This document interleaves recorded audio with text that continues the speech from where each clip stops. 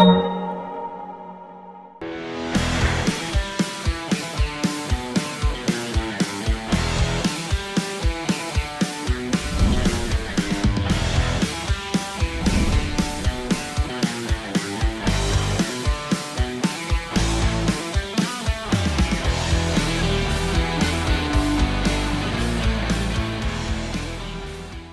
everyone, and welcome to IAB There, our streaming talk show.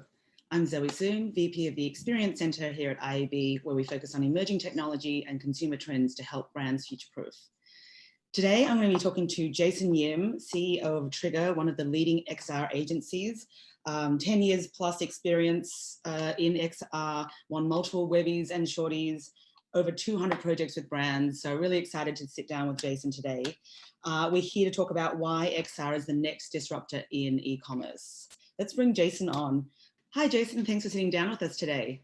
Hey, Zoe. So excited to be here. Thanks for having me. Oh, great to have you. So I gave a little spiel about Trigger and yourself. Did you want to maybe fill in the gaps for us? Tell us a little bit about yourself and Trigger. Yeah, I just want to call out that we also have 250,000 plus dev hours in AR. So that's a big differentiator for us. And we kind of focus on 3 consumer verticals. One is entertainment. So we do the AR for Star Wars, for Spider-Man. Another one is sports. So clients like the NBA, WNBA, PGA Tour, Dallas Cowboys.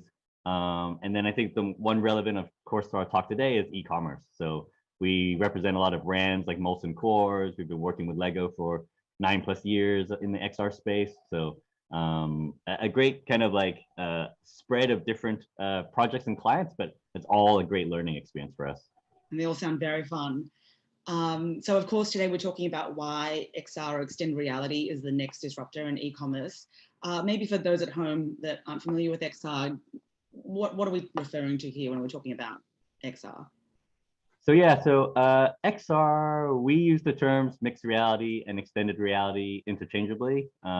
Extended reality is a little bit more common on the enterprise side, but basically we use it to cover everything between AR and VR. And I think long term, there's going to be so many permutations and so many nuances as the technology changes that idea of being mixed, you know, is a kind of safe way to cover our basis there. Definitely. We're seeing all of that with the metaverse talk coming, everything's kind of converging. So I think it's a great label. Yeah. And what in your mind makes it the next disruptor in e-commerce? I mean, I think, you know, this conversion to looking at product in 3D, you know, I think that change from going from 2D to 3D is going to be as big as going from black and white to color, you know. I think once you've actually looked at buying something in 3D space that's the right size, your fit, trying to go back and make that same purchase decision from like a 2D photo just feels archaic and like it feels inaccurate, right? So I feel like once the consumers tried it, that it's going to be hard to kind of make them go back. And of course, with COVID and the need to be socially distanced all of last year and even some of this year, that kind of opened the door for this experience, and it's going to be hard to go back, put the jack back in the box almost, right? People got we saw so you know, such a leap in adoption on e-commerce, but also things like people understanding how to use a QR code, and that's helped us a lot because now we can launch web AR off of QR codes, whereas that would have been a lot of communication lift before. It's definitely established new consumer behaviors and frameworks to leverage for this stuff. Yeah.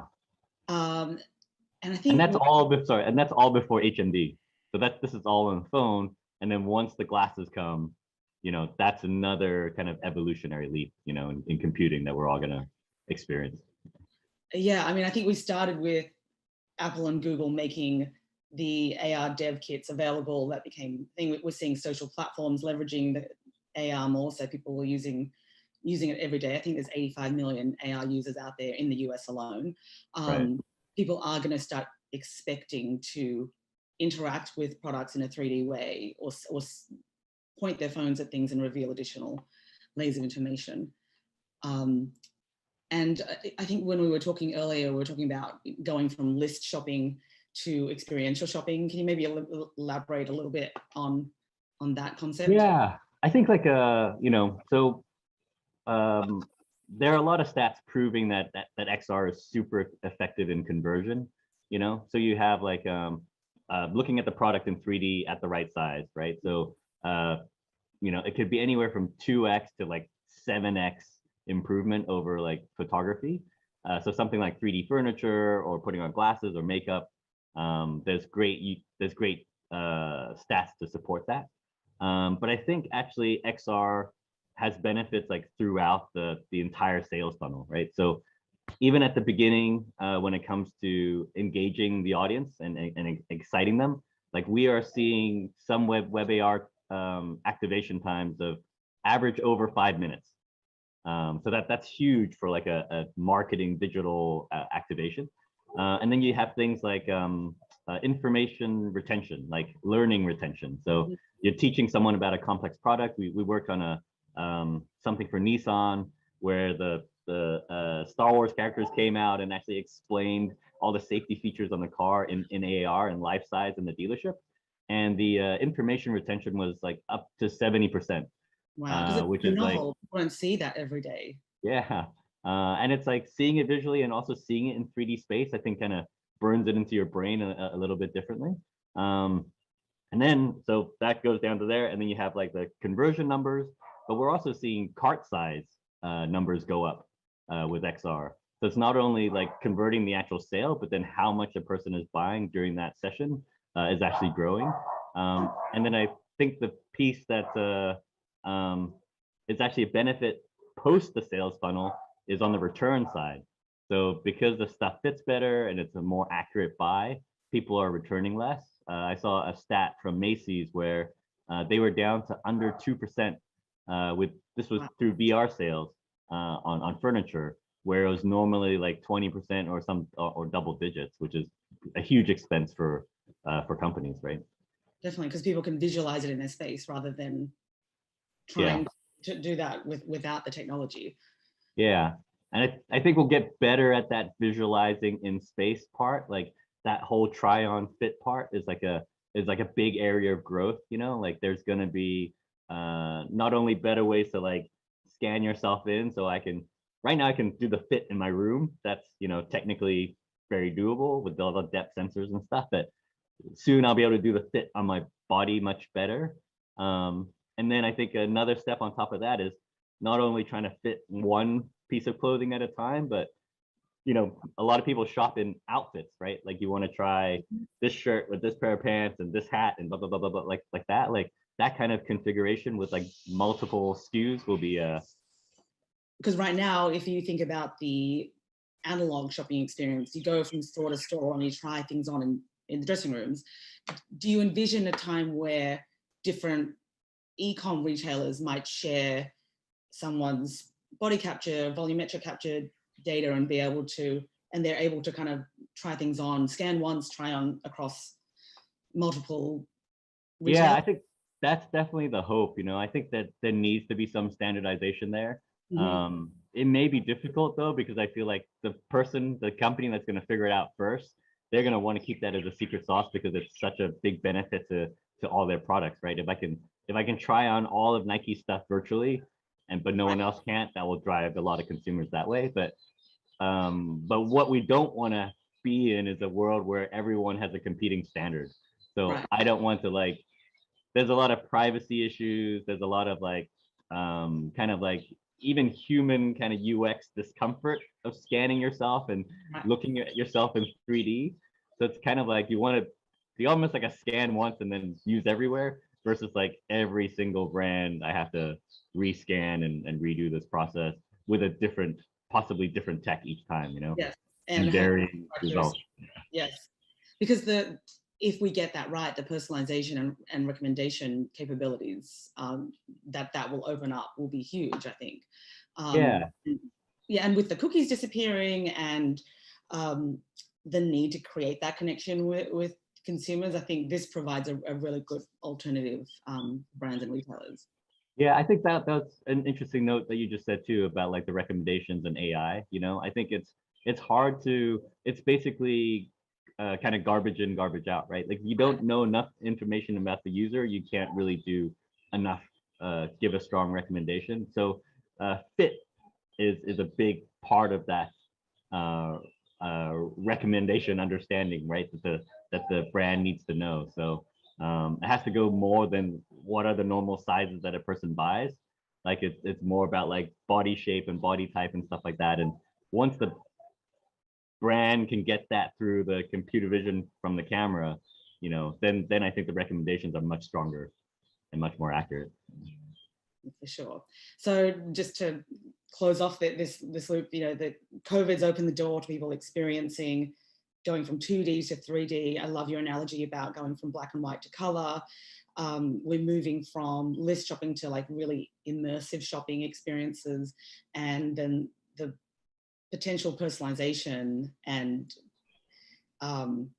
recommendations this can provide really has the benefits of reducing returns, increasing customer satisfaction. So I think we covered a lot of points, but it would be great to hear, given that you've had so much, you know, so many dev hours and work with so many brands, some real examples of brands that have leveraged this technology and, you know, some of the best practices and maybe pitfalls to avoid. Yeah, sure. I think you know, kind of touching back on this kind of experiential as well as, you know, improvement over the list shopping. Like I think one great example is TikTok. So we did something called the Runway Labyrinth for them, which was a complete virtual fashion show. It was about an hour of content at the end of Fashion Week this year. And basically, I think it's a great example of like, so, you know, kind of learning number one, pro tip number one is just how well you target your audience with this content. And I think we were so impressed with TikTok's kind of strategy because they know their people so well. And basically it was like, you know, I feel like a traditional fashion show is very, you know, inside baseball. It's kind of only towards the, you know, industry, and TikTok had a complete different kind of approach to it. So we shot it was like 18 green screen shoots. It was their creators as designers as well as professional designers, and then even the models that we were featuring were also creators on their platform as well as WNBA players. And then we had 3 musical acts. The biggest act being Khalid, the Grammy Award winner, Yep. but also like a South Korean hip hop artist, and then also one of the TikTok creators that was famous, you know, from their platform. So they really, and all of this was mixed with 3D artists creating all the background. We were shooting everything on green screen during COVID, sometimes remote directing these shoots as well, just because of social distancing. But it was all put together and driving towards a shopping component as well. So at any point you saw something that you liked, you could click a button and then kind of buy that outfit.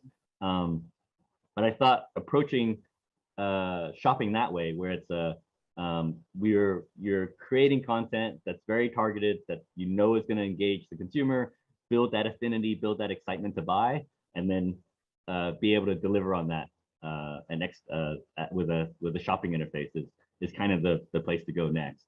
Versus, yeah, the listserv way, which is just show all your product and let them slowly scroll and find it, you know. It misses that whole inspiration, excitement, event. And I think that's the other thing that we've lost in the pandemic and with traditional e-commerce. Like, it's funny that I'm calling e-commerce traditional e-commerce, but I feel like there's old e-commerce and then new e-commerce. Is we've missed that community moment, right? Like you used to go to the mall with friends. It's a tribal experience. You get to, does this look good on me? If you turn to your friend or even the person in the change room next to you and see what they think, or the sales consultant. With the list, you kind of you're there by yourself, just working out what you want. You miss that community and social fun aspect. Yeah, and I think that the great news is I feel like technology is going to be able to start filling that in, like, and brands should really lean into that. So there's stuff right now like we are working with Niantic with the Lightship program. So that's using the ARDK, which is like the base technology for Pokemon Go.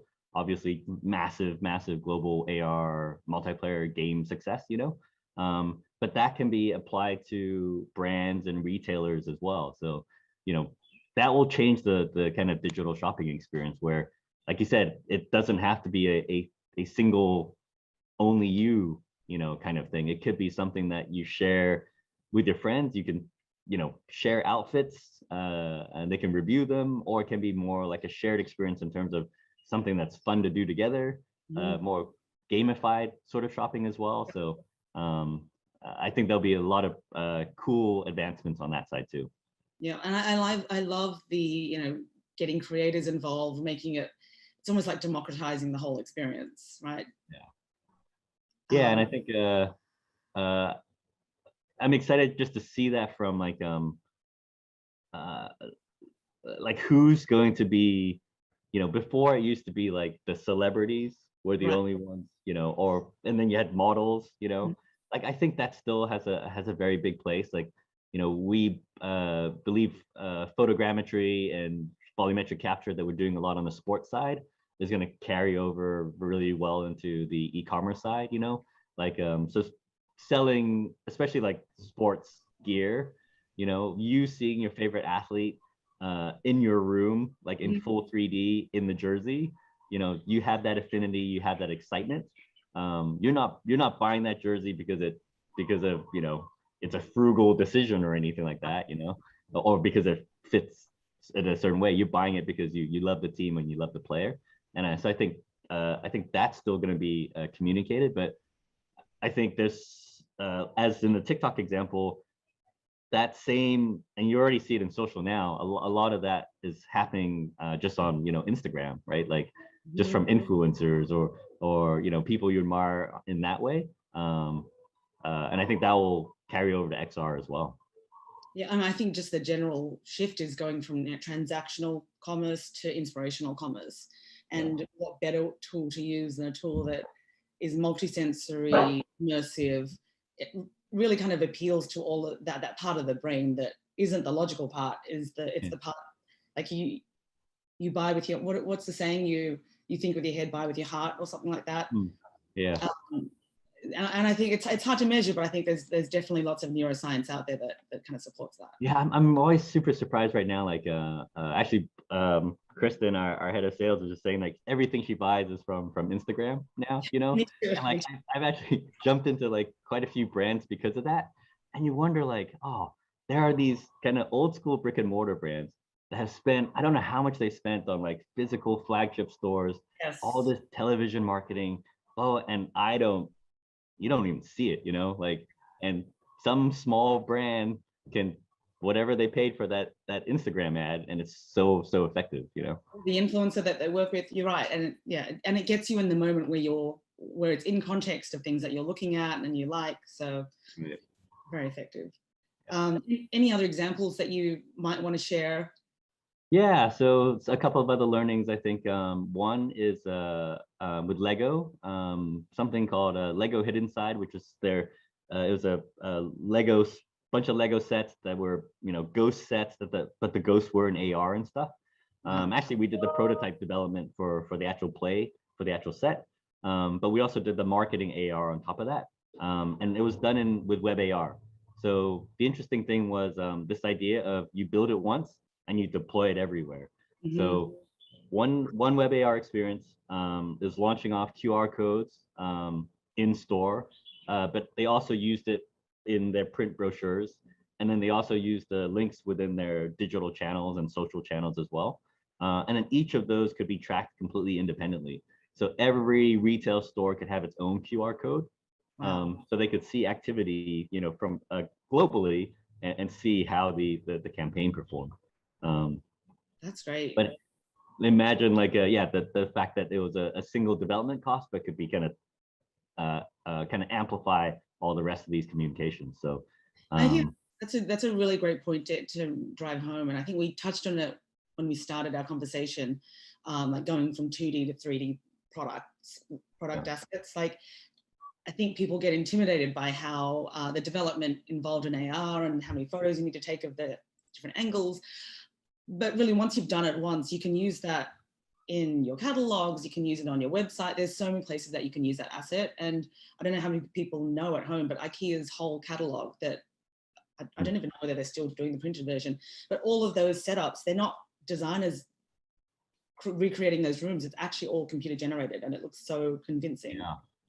I think it's I mean, that's a great point that you can use it anywhere, but it's almost like on top of that is you need to use it everywhere too, because one thing that we keep finding right now is like especially when brands are just getting into XR, they will focus on, it makes sense, like if this is like your first thing, you do one, like pick one platform, like they might do this experience in Snap or Facebook or something. But I think the reality is, as these campaigns mature, you need to do it in web AR, and you also need to do it in social AR, and you also need to put it on as a capability within your list e-commerce site, you know, because you're gonna build that user expectation, and each thing is good for different things. So Snap might hit a very specific audience, or Facebook might hit a very specific audience, and web AR will catch them elsewhere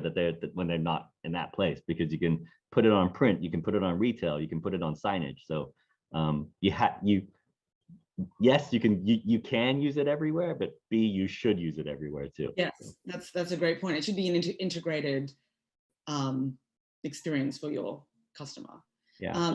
So given that we're segueing quite naturally into their advice on brands on where to start, like, you know, there's the urgency of, okay, we can see this is going to be a thing. It's already a thing. How do I get started? Where do I start? Yeah, for us, there's so much kind of learning. We really recommend, if they want to take baby steps, like start with a POC or start with a pilot. And you're gonna learn so much from that you just keep building on top of that. But I think the expectation should be to build on top of it. It shouldn't be like you don't want to do something and then just let it kind of die on the vine. So kind of plan big appetite, but you can start small. That's a great point. Don't do a $5,000 effort and think, oh, that didn't work. You kind of have to have a longer term strategy, but start small. Is that correct? And then I feel like there's we know on the brand side, like some of the friction or some of the difficulty can be the 3D pipeline. Like some industries, that's a little bit of an easier challenge. Let's say, in the car industry, they're already working with these 3D models for cars. So it can be a little bit easier to get that giant model and work with that to create something that works on your mobile phone. But some other industries like fashion and clothing, they have a harder time because they're not really technology companies, and that 3D pipeline may or may not really exist within the actual company itself. So that feels like a bigger lift. But even then, I would say that there are great ways to work around that. Like, if they were to do like pure 3D for clothing, sometimes that's really hard because you need physics engines to show how the clothing falls and drapes and all that sort of stuff accurately. And if they don't have the wherewithal for that, there's actually an alternative path, which is why we like photogrammetry, which is you take photographs kind of like in a traditional studio setting, but just from 360 degrees, and it can create a 3D model from there. But that way, the 3D pipeline for the fashion brand is very similar to the traditional pipeline for photography. You just get a stylist, you get your model or your mannequin, you light it how you normally light it in a similar to how you light it in a brochure. So you can take all those same people that you have and their existing skill sets and still create 3D content that you want, versus, oh, now I need to hire a head of 3D and what is this process, and I've never so I think that's a nice kind of an interim step to get 3D content. Great. And now let's look to the future a little bit. Now we know that this wave is kind of starting. What do you see it in 2 to 5 years? Let's kind of take the short-ish term and then a little longer. Yeah, I think 2 years. I think we're still on the phone, of course, as the primary way to consume this content. I think in 2 years, I'm sure all the major players would have almost completely shifted to like 3D as a primary way to sell. So either even so even on the listserv, like a flat like desktop, you'll still be able to at least rotate Yep. the product and Speaker or see. whatever. Yeah. Yeah. We're seeing that a Um, lot already. yeah. And then on top of that, you can see it in AR and you can see it fit and in your space. Like I don't think the kind of like body fitting will be completely solved in 2 years. But I think that will be solved in 5 years for sure. And then on the 5 years things, I think head mounted devices, everything going to glasses, that transition will have, definitely started to happen for the early adopters, maybe it's like halfway through the rest of the population, but we'll be able to see the great potential of HMD at that point. And with Wow. that, I think you have like this true, like you're saying, this conversion of like you can pass in and out of like the digital world seamlessly, and then you'll get you'll be able to pull digital things out into the physical world. You'll be able to step into the digital world, and that all will make the NFT side a lot more valuable at that point. So the idea of like I feel like a NFT digital double for kind of like premium things that you buy will start making sense, like We're seeing that in fashion now, right? People are yeah. buying dress filters for thousands of dollars. And Yeah. there's definitely a digital future for fashion, even though it's maybe one of the verticals that has been a little slower to date. Yeah. I think for the general consumer, it's going to be more like if you buy like a $2,000 handbag, you'll get a digital version of that then you can then use. Like that seems like an easier journey to convince a regular user, because I understand physical value, and then I've got some digital value here that I don't know, but oh, I have it now. I'm going to go try it, and I think that's going to be the kind of gateway to get more into the metaverse for the less early adopters, I think. I love that. I don't think I've heard someone say that before, but you're right, because if you spend $6,000 on a Chanel bag, now you get a little certificate, little card that says this is authentic, and obviously you have the real deal. But I can imagine people wanting an NFT to carry that handbag in the digital world and let people know that status symbol through that NFT. So yeah, really nice convergence there. Now I know your taste level, because I started at 2,000 and then you went up to 6,000 already. So sorry, I was slumming it with these like cheapo bags. Well, if it's my digital world, I can dream big. And then lastly, risks to brands of ignoring XR capabilities in commerce. And do you think that there's a place for brands that do ignore it, or I think the thing is like that this shift from 2D to 3D is happening, no matter what. It's going to start on the mobile side first, because that's what the hardware is available. But as soon as the world shifts to head mounted, like 3D is the natural way to look at content, through glasses that way. So I feel like that transition is going to be kind of like the transition to mobile earlier, to mobile apps and mobile content. And we've seen during that shift how many massive brands kind of like missed the boat and just disappeared. So yeah, I feel like this is the time to make sure that doesn't happen and kind of build the foundation and groundwork before that big shift happens. Yeah, and how many more of these shifts because there were a lot of mobile naysayers, there were a lot of digital naysayers and mobile naysayers, like how many of these tech shifts is it going to take for people to see emerging trends and kind of have an open mind, I think is the question. So yeah, and I think that the funny thing about naysayers is like it's when stuff first comes out, it's just the beginning, like you're not judging the end of it by like the right. They're judging at the end by the first evolution. So yeah, great. So it's exciting because I feel like it's starting to feel inevitable, Yes. And there's so much energy from momentum, consumers, brands, tech companies, hardware, software.